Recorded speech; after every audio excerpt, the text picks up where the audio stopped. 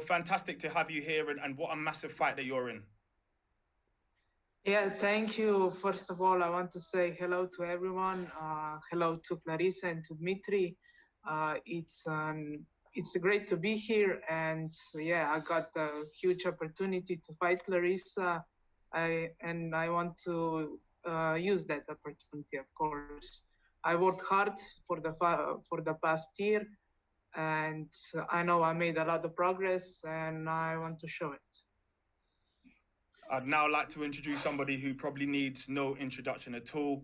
What many people consider the greatest woman of all time, Claressa Shields. Claressa, welcome. Lovely to have you here. What a big fight we have. Yes, it is. Before I start, I just want to thank Boxer and Sky Sports and my promoter, Dimitri Salita, for working with you guys to get this opportunity started. I want to thank Ema for being an opponent and being so prestigious in her record, 21-0, with 11 knockouts. That's probably the best record that I've fought against. And I just look forward to coming to the UK, returning back to boxing, and just showing why I'm one of the top pound-for-pound women, and just giving you guys a really, really great fight. Well, I said it before, but you're widely considered the greatest woman of all time. Is there any chance of you overlooking Ema Kozin whilst chasing the potential Savannah Marshall fight? No, I've never done that. Usually with my fights, we always have somebody who we looking, like we're going forward to. Before I fought against Christina Hammer, it was Hannah Gabriels, right? And I made sure that I focused completely on Hannah Gabriels. And then I focused on Hannah Rankin, and then I fought Christina Hammer. I focused strictly on who's in front of me and who has earned the right to get inside the ring with me. Ema Kozin is my mandatory, so I have a lot of respect for her, and I have trained very, very hard for this camp. Right now, I'm in Vegas, and I even had some training with Floyd Mayweather while I'm here.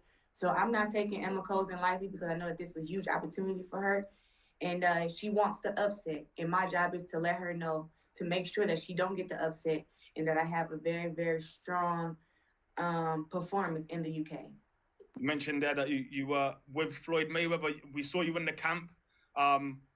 Did you get any tips? Do you have any motivation from it? Does it add anything to your performance potentially? Training with Floyd Mayweather has made my confidence. If my confidence wasn't already off the roof, it's definitely in the sky now. He watched me train, and he's very, very, fond of my skills, fond of my power, and he'll be flying to the UK to actually watch the fight in person. So now I know that I really have to put on a really, really great, show, and just show everyone that if Floyd Mayweather feels that I'm the greatest one of all time, then there's nobody who can disagree, and I'm just going to prove him right, like I've been proving myself right this whole time. A couple of questions for Ema now. Ema, you're fighting in the UK for the first time as a pro. How excited are you to meet the British fans and to put on a good show? Yeah, I've heard that they are great fans, great crowds, and yeah, I can't wait to experience that. And yeah, I'm sure it will be awesome. And that's it. They will look and see the great fight between us two, and yeah, I'm sure they will enjoy it.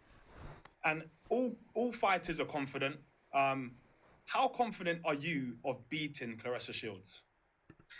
Yeah, well, I've never been prepared as I am right now, and I wouldn't be stepping in the ring with her if I didn't think that I'm capable of beating her. So yeah, I'm pretty confident, as I should be. Right.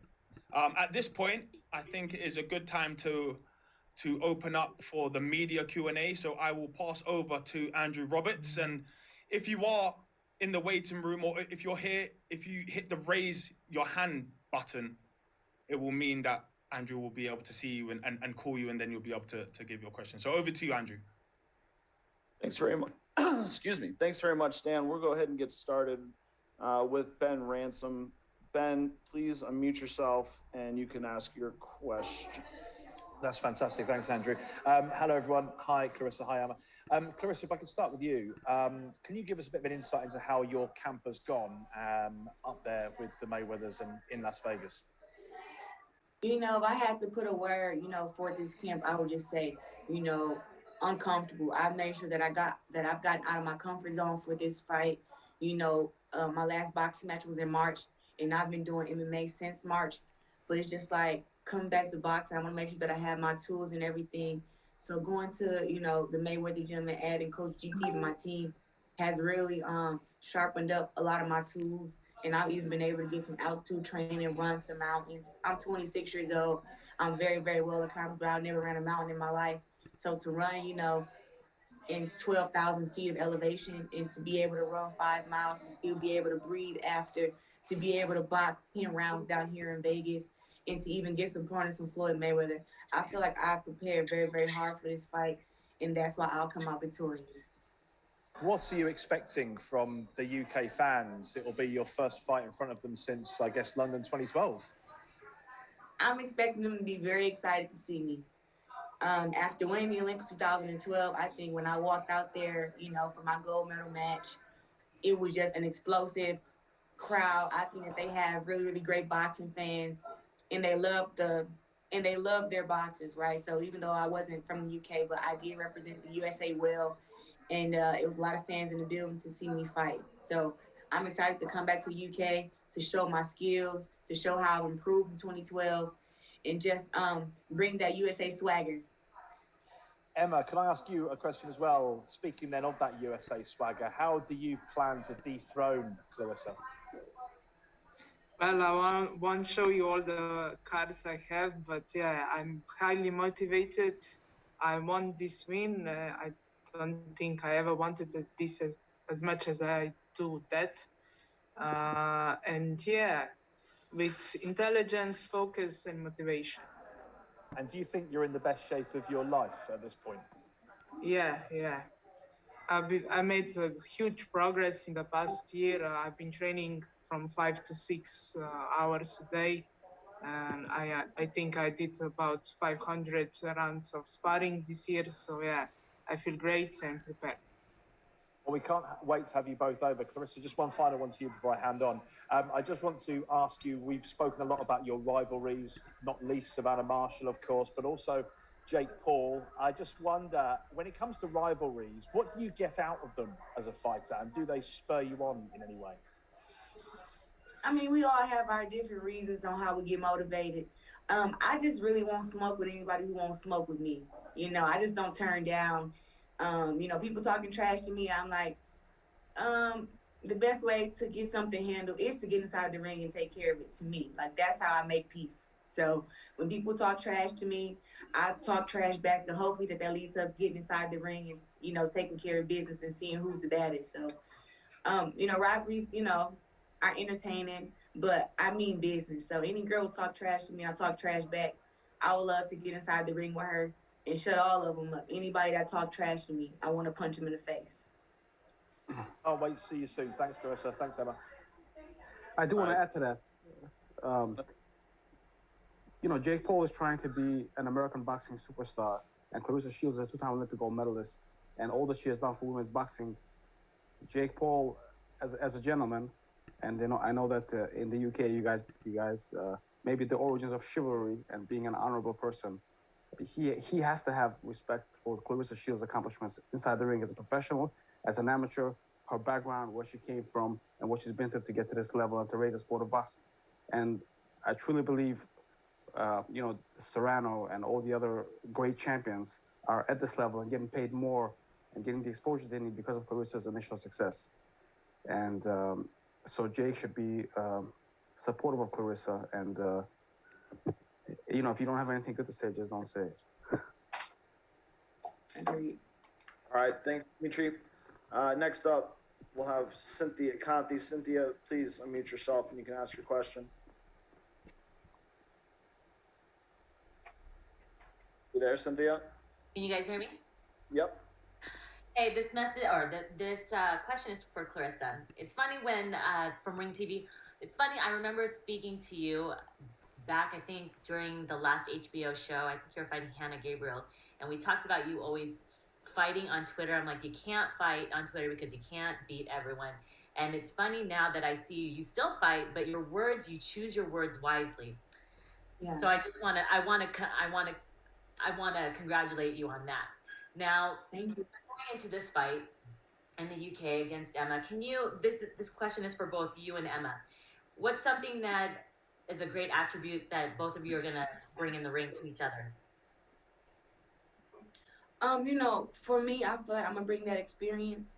I'm gonna bring their world championship level. Emma is 21-0 with 11 knockouts, but she hasn't fought the people that I fought against in just my 11 fights. She hasn't fought those top tier champions who are champions for 9+ years, who have great records, who have been champions in multiple weight classes. She hasn't done that, so I think that that's gonna be a bad part. Well, that's going to play bad up in her part. But I've taken on the biggest challenges earlier in my career because I had the skills and the power to do so. I think that when she gets in there with me, she's going to see that experience. She's going to see that, that I've been in here with the top, and that it's just different. When you watch film, you feel a certain way and you feel, oh, you can do this and you can do that. But every time I fought, I brought a different fighter to the ring. I'm not the same fighter who I was when I fought against Hannah Gables, Christina Hammer, Marie-Eve DeCare. I always make sure that I improve my performances and perform the way that I want to. So I think that she's going to have to, deal with a lot of different styles from me, and also deal with the new power and the new speed that I have. And she's going to see why I'm the greatest woman of all time. And Emma, what do you think when you step in the ring with Claressa? What do you think she's gonna bring? Well, yeah, as she said, she's a great fighter. Of course, she fought a lot of great champions, but you don't need a lot of fights or even high-level fights to be experienced. I did a lot that in training. I have a great team behind me, and I know I did great. She doesn't know me as she thinks she does. I also have some different styles. I can change them from round to round.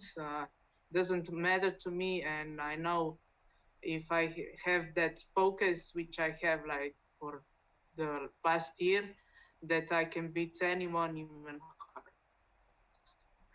And Claressa, we all Claressa, we all know that you have made the move into MMA. Coming back into boxing after your first professional MMA loss, what newfound love have you found for boxing when you came back? Did you see it a little bit differently? No, MMA, I did that for myself. I did that because the women in boxing can't challenge me. I wanted to challenge myself, so I went to MMA. I'm not going to say, oh, the split decision loss to MMA made me come back to boxing. I've been doing both at the same time. I fought boxing in March. I had 2 MMA fights, and now I'm fighting again, up in January. February. It's been postponed so dang much. But it's like, that's the plan, to continue to do MMA, continue to do boxing. And I've never lost my love for boxing. Boxing is my first love, and that's why I'm the greatest at it. I think MMA was something that I had to do for myself. It really wasn't for anybody else, because my promoter didn't want me to do it.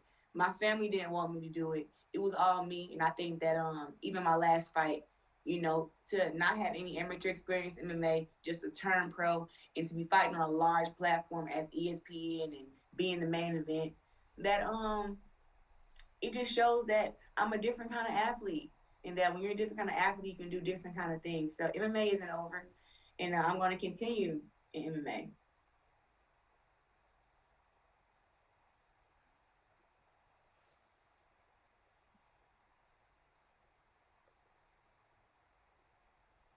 I don't know what happened. Andrew? I think we're just waiting for Andrew. Oh, apologies, I was muted. Sorry. Thank you, Cynthia. Our next questions will come from Donna Corby. Donna, you can unmute yourself and ask your question. Hey there. My first question is for Claressa. Of course, there was a big story a couple of weeks ago. I guess Dimitri could answer this too, I suppose, about these emails that were leaked with regards to Jake Paul. How much did you know about that before the story broke? Listen, hold on, Dimitri, before you start. This ain't about Jake Paul. This is about Claressa Shields and Ema Kozin. So as it was said, I don't email about this stuff. I have a manager, I have a promoter. Their job is to make opportunities for me. What you need to know is I was supposed to be on a Mike Tyson and Roy Jones undercard, not ever under what the fuck? Quit calling me. Oh, sorry. Not ever under Jake Paul. So let's get that clear. I don't know what the email said, and I really don't care. But we're not going to talk about that and give him the shine of this press conference. This is about me. This is about Emma. This is about world title. This is about elite boxers. So I'm just going to leave that there. And Dimitri, you don't even have to speak on it. Managers do their job. Promoters do their job. Fighters train and get ready for fights. That's what we do. Can I ask you about elite boxers then, and two others in the division, or in not in your division, but as a few weight classes below? Who do you believe will win in this Amanda Serrano and Katie Taylor fight? Oh man, it's such a great fight. You know, you have a 7-time division world champion, Amanda Serrano, versus 2-time division world champion, undisputed Katie Taylor, an Olympic gold medalist, right? I think it's one of the biggest women's boxing matches because of their accomplishments. You know, people ask me, you know, is me and Savannah Marshall fight, you know, bigger than Katie Taylor versus Amanda Serrano? And I just don't think it is. You know, people can disagree, but I feel like all their accomplishments meshed together. It'll be a great fight. And I think Amanda Serrano will win the fight by a split decision. Thank you very much for your time. All right, thanks, Donna. Next up, we'll have questions from Jim Conlon. Jim, please unmute yourself and you can ask your question. Hi, Claressa. Great speaking to you again there in terms of your upcoming career. Claressa, in terms of the upcoming challenges now coming back to boxing again, what are the main accomplishments that you want to sort of achieve now in the next year or so? Because you mentioned you want to move away for MMA to prove yourself. Coming back to boxing, what's the next step for Claressa Shields? Well, first step is February 5th, Ema Kozin.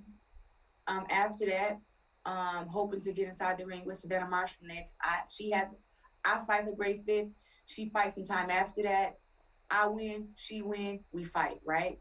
So that's the plan right now. Then after that, I do have some business to handle in MMA. So I'm going to get back to MMA training and just keep improving there. In 2023, boxing may not see me in 2023 because I'm going to be spending time getting ready for the PFL for the PFL league, where I'll be able to compete for $1 million. And just Claressa, just back on the possibility of you fighting Savannah Mitchell and obviously Katie Taylor versus Amanda Serrano. Do you think maybe boxing in this current era, in this current decade now, is really at the prominence of female boxing, that it can equal sort of the male equivalents of your Tyson Fury, your Anthony Joshua's, your Deontay Wilders, that these are the big fights that everyone wants to see, and the top women are now getting it on with each other? You know, I just think all the networks that's putting on women's boxing now, I think that the right fights are being made. You know, Layla Ali and Ann Wolf never fought each other, but I think up in this era, you're going to get the fights that you want to see. You're going to get the Amanda Serrano versus Katie Taylor. You're going to get the Claressa Shields versus Savannah Marshall. You know, you're going to get, you know, you got Jessica McCaskill versus Cecilia Brækhus, right? So you get those big fights that you want to see. And I'm just happy that I got girls that's coming up, because you only know maybe the top 10 of us now, but there are girls that's coming up who are great too. And they're going to make a lot of noise. And it's going to be, you know, younger fighters coming up who are going to challenge the older fighters. Having that champion mindset to still push forward. Well, you know, with the fight being so close, yeah. That was the disappointment. It wasn't really the loss, right? You know, I didn't get knocked down. I didn't get submitted. You know, I just went in there and lost a very, very close fight that a lot of people felt like should have went my way, that I should have got the decision. But, you know, at the end of the day, it's still a loss on the MMA record. And you know, when I watched the fight, only thing I can say is that I was happy to see my improvements, right? From the first fight to my second MMA fight, so many improvements. And that's how I was able to just kind of take it like, you know what, yeah, you know, I lost a very, very close fight, but I still have something to build off of. Like, it wasn't a terrible performance. And me and my team can build, like, we can build off of that. And we know what the weaknesses are. We know what my strong points are. We know what we need to work on. And just a little bit more on my part, maybe with the wrestling or with, you know, something would have got me the decision. But I felt like I won the first 2 rounds, and Abigail won the last round. So I thought that I won the fight, but, you know, just watching it, I'm always telling myself, like, I should have done this. I should have done that. But, you know, you kind of got to leave in the past, you know, focus on what's in front of you, and just continue to, you know, chase greatness. And that's what I'm doing right now. All right. Thank you very much for that question. Our next question will come from Suzanne with All-Star Boxing, Women in Boxing. Sorry, Andrew, I want to add to that answer that Claressa just gave. Sure. So it's a bit of a different comparison with Anthony Joshua losing to Usyk and Claressa fighting in MMA, because the MMA is a completely different sport. A better comparison would be Michael Jordan after he won the NBA championships, that he went to play baseball, and he had challenges playing baseball because it's a new sport and it's a new game. So the fact that Claressa lost in MMA has absolutely no impact on her record or her skills as a boxer. She's the best boxer in the world. I feel deserves to be in the men's pound-for-pound list. And whatever Claressa will learn on a personal way is great, but it's a different sport. So as it relates to boxing, Claressa is undefeated, unbeatable, and the accomplished fighter that she is, regardless of what happened in the MMA cage. Agreed. To follow on from that then quickly, Dimitri, it just in relation to the mindset of dealing with a loss and moving forward with regards to, it doesn't matter what sport it is, it's having the mindset to still push forward and come back and win. Well, I mean, Claressa, through her life, personal life and professional life, and has shown that she's a fighter through and through, and she overcomes obstacles. And that's why, to me, she's a symbol of strength and really a hero for the people. And sports is just the way that you portray it. And we have a chance to follow her story. You know, when you're at your home, when you play pool and you lose to your friend, you also feel a little bit upset that you lose. But it's not your profession. It's not what you do. So like Michael Jordan was the greatest of all time playing basketball. Then he went to play baseball and he had his challenges because it's a different sport. It's a team sport. There's a ball. You still have to get it in, but it's a different goal. It's a different sport. So while MMA is a combat sport, but you know, can Claressa go and compete in a judo tournament or in a jiu-jitsu tournament? So it's very similar. It's a different sport, even though there's some similarities because it's one-on-one, but it's a completely different sport. And whatever skills she's shown has absolutely no impact on her boxing career. If anything, it should show the writers and the media and the fans what kind of athlete and what kind of person Claressa is, that she's pushing herself.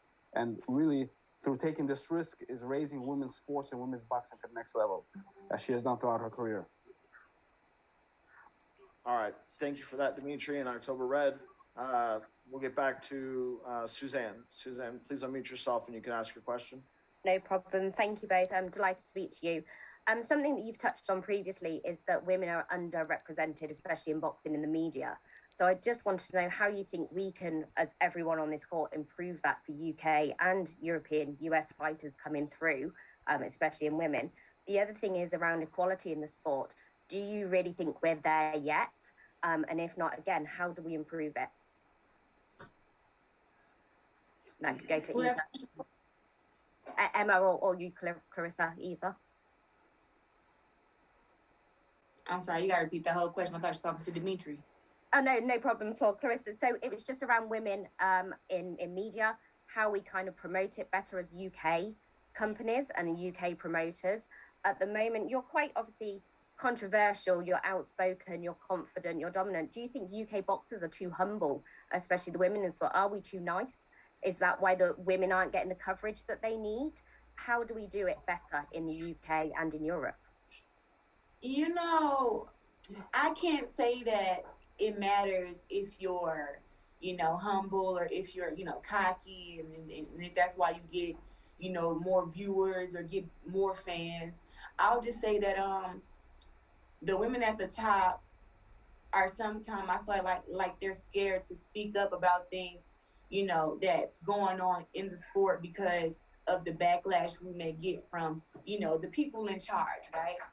And I think that the more that you let the fans, you know, get to know you and get to see you and, you know, get to hear from you and hear your point of view, that's like the fans find that relatable. Like honestly, Katie is, to me, I think Katie is super, super humble, very, very sweet person. She goes in there and she handles business, but it's like nobody really knows anything about her personally. And I think that that's something that could build women's boxing, just to hear her point of view, hear her thoughts, you know, about the 3-minute rounds, or if we should go 12 rounds, 2 minutes, or 12 rounds, 3 minutes, or 3 minutes for 10 rounds, you know, stuff of that nature. But I don't think that all the women in the UK are, you know, soft-spoken. I mean, we see Savannah Marshall speaking out more. Ema Kozin speaks out. Myself, Amanda Serrano has always speak about the inequalities of, you know, women's boxing. Myself, you know, just even though I was getting paid the most up at one point, I was still, you know, trying to make sure that I brought other women to the top with me to where they can get a payday and where they can be known. But, you know, I think that us as, you know, women, we have to know that we just got to be voices in every room, and we got to support each other. You know, a lot of women are, you know, hating on the other, even if they're not in their same weight class. And I think that that's part of the problem too. But I have some great supporters, some great fans, and the media really, you know, likes to talk to me. So I've just been building a few things, you know, and adding a thing or two up on YouTube. Like with my YouTube channel, I have 26K followers. Just trying to like build that, continues to build my fan base, do things that's different, and let the fans know that they can get to know me. Like they can ask me questions, they can DM me, and kind of being like interactive on social media. Like that's a big thing right now. But it doesn't matter whether you're cocky or humble. People are going to watch you because they want to watch you. People watch me because they don't like me, because they do like me, because I'm the greatest woman of all time, and they think I'm not. Like, people are going to watch if you have great skills. So I think the right fights are being made, and that women's boxing is definitely growing right now. All right. Thank you, Suzanne. Our next question will come from Kat Lucas. We have time for just a couple more here, Kat. So one question, please. Hi, Claressa. Hi, Emma. Hope you're both well. Just following on from what Suzanne said there, Claressa, you've been speaking about what an exciting time it is for women's boxing in particular. And you've spoken a lot in the past about equal pay as well. I don't know what you can say about this fight in particular, but do you hope that fighting on a card of this magnitude in the UK will help with that cause? I think fighting on the card of this magnitude will help women's boxing. I mean, Leon Williams and Chris Eubank, they aren't world champions, but they're known worldwide, right? Because of their fights and who they've been inside the ring with. And when you put the women on there, on the undercard, it just gives us, we're going to get some of their fans, and their fans are going to become our fans. And I think that every boxing card should have women on the co-main or like the TV opener, to where they'll be anticipating like the lead up to the big fight. So everybody wants to see the grudge match with Leon Williams and Chris Eubank, including me. So after our fight, me and Emma, I'll be running back to the dressing room and put my clothes on, because I want to see the grudge match between those two guys, because the beef is real. So this is great. And I think that, you know, just one step at a time. And I think that all the women in boxing, Katie, Amanda Serrano, myself, all the girls, you know, who are at the top, Chantel Cameroon, I think that we are all, you know, playing our part in taking the big fights, you know, and even though it's not equal pay yet, we're still making the best fights. And we're going to build our viewership up, and people are still going to want to watch us fight and just, you know, support us. So I think that women's boxing, like I said, is going in the right direction, and definitely fighting on big cards, you know, is a huge thing for women's boxing. Just like the UFC and even the PFL, there's always a woman fighting on the card. Boxing needs to get with the program, and every boxing card needs to have a woman on there. All right. Thank you very much, Kat. Our next question is going to come from Jonathan Nagyov. Jonathan, please unmute yourself and you can ask your question. Hey, this is a question for Claressa. Going back to your last fight, becoming two-weight undisputed champion, the first male or female, can you just sum up what that achievement meant to you, and do you feel like you got the credit you deserve for that?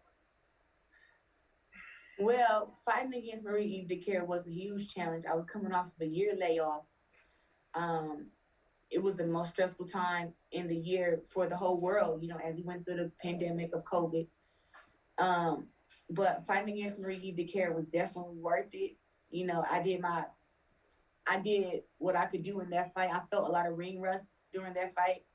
That's why I put more time into this training camp and more sparring and just doing some different things in camp. But I'm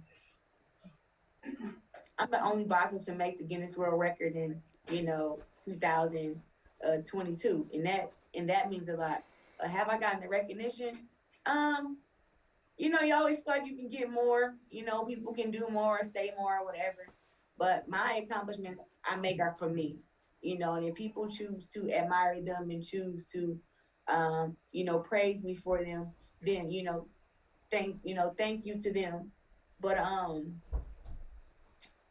just going to continue to take the biggest fights, and as far as I don't think all the women in boxing, any of us are getting our, the respect that we want just yet. Like, we're getting the respect, but it's still like, it's not equal pay. It's just so much that needs to be done in women's boxing. But like I said, we're all playing our part. And I'm just going to continue to break records and just chase greatness because that's what I want to do. All right, great.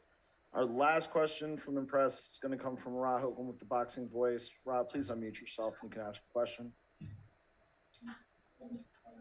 Hello. Evening, Claressa and Ema. Evening. Claressa, was the motivation for you to try or join MMA because you've been so dominant in your boxing career, obviously just the one defeat, and will you now be looking to do even more, say maybe look to become a multiple weight champion, so even more than the three we've already done? Like, I think we mentioned possibly moving down to welterweight before it's too difficult, and then maybe move up again, maybe as high as light heavyweight. Are those things you've possibly got in mind? You had said one defeat. You talking about MMA? No, sorry, the one defeat as an amateur. Yeah, see, the amateur stuff don't count because Savannah Marshall lost 20 times in amateurs, and we don't talk about the girls that beat her. So I'm undefeated. I'm an undefeated world champion. So that's first.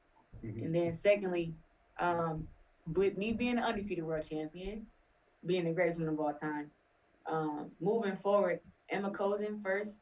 But I have so many things I want to accomplish in boxing. I want to fight 3 to 4 times this year before I start focusing on MMA. And of course, I want to stay undefeated. I think I want to end my career at being a 5-time division world champ. I believe that I can fight at 147 and maybe 175.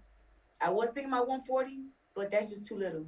I think that's too little. So I would like to try my chances at 147 and possibly 175 and become a 5-time division world champion and just fight the best and, make the best fights. Whoever they feel is the best. And near my weight class is 168, 160, 154, 147, 175.